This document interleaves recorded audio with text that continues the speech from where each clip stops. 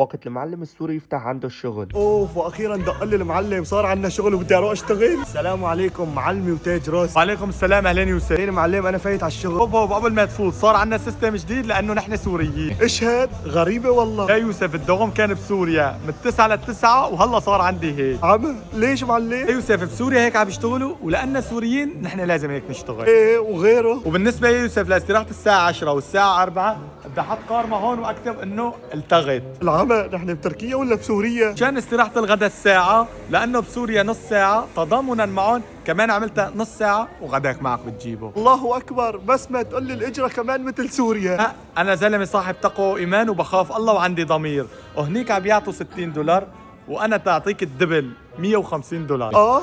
انا زلمه لازم اروح على سوريا لان سوريين. قال لي شونيك، لا عندك مي، لا عندك كهرباء، لا عندك ايجار بيت، لا بروح على سوريا اشرف لي.